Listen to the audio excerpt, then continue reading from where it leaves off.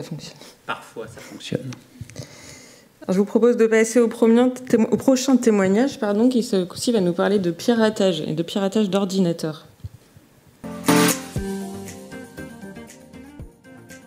Notre adhérent a tout d'abord reçu un message d'alerte visuel et sonore sur son ordinateur. Un virus venait d'apparaître sous la forme d'un cheval de Troie avec un numéro d'urgence à composer. Il a donc appelé ce numéro et la personne qu'il a obtenue au bout du fil s'est présentée à lui comme conseiller informatique.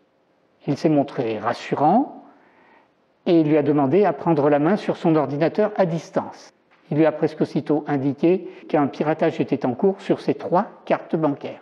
Afin de sécuriser les données, le faux conseiller informatique lui a cité les numéros de ces 3 cartes et lui a demandé de composer la partie qu'il ne connaissait pas. Le consommateur a donc composé les numéros, y compris les numéros se situant à l'arrière de la carte bancaire, et a ensuite reçu par SMS un code qui lui a été demandé de rentrer à son tour sur l'ordinateur, ce qu'il a fait. Dès lors, l'alarme visuelle et sonore a cessé et le faux informaticien a rassuré les clients en lui disant que l'ordinateur était sécurisé. En réalité, il venait de se faire pirater ses 3 cartes bancaires en validant lui-même ses données.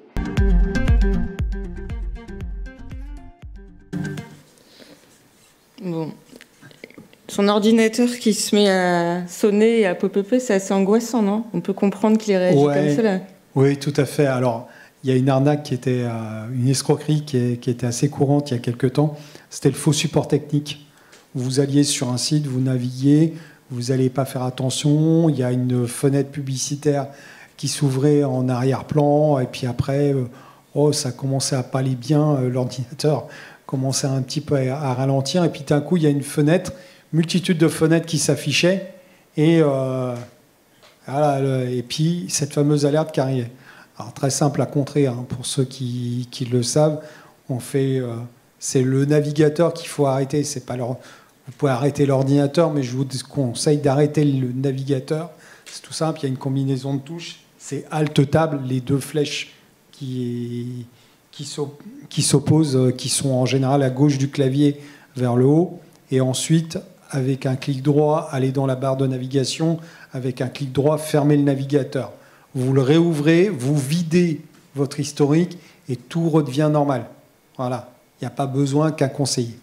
Ça, c'est la méthode la plus simple pour contrer cette arnaque aux faux conseillers, aux faux supports techniques. Il n'empêche que là, c'est un peu la cata parce qu'ils récupèrent les numéros de carte. Hormis les avoir achetés sur le dark, je vois pas comment on peut faire. Voilà, se faire partie d'une base de données de cartes bancaires achetées sur le dark web pour avoir les 3 numéros de carte banquants et après contacter la personne qui complétera les numéros qui sont demandés. Mais alors, qu'est-ce qu'on peut faire, nous, consommateurs, pour ne pas être victime de ce type d'arnaque? Alors, déjà, quand on vous demande de l'argent vis-à-vis de ça, je vous ai expliqué la manip avec le Alt-Tab, fermer le navigateur et après vider votre historique de telle manière, votre historique, vous ne perdez rien. Hein. Vous perdez juste la capacité à naviguer plus vite. Enfin, si plus vite, d'un dixième de seconde, peut changer une vie, moi, la mienne, elle ne change pas.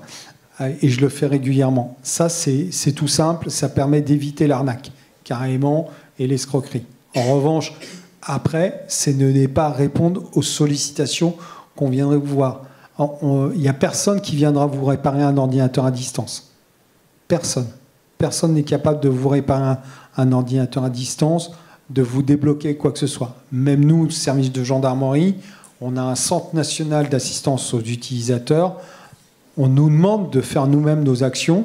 De temps en temps, il y aura une action qui sera faite à distance, mais en vue de déceler. Mais jamais l'action positive sera toujours faite par l'utilisateur. Donc, ne rentrez pas dans ce débat, ce discours-là. Voilà, si quelqu'un le fait, vous faites la manip que je vous ai donnée. Et tout rentrera dans l'ordre, normalement.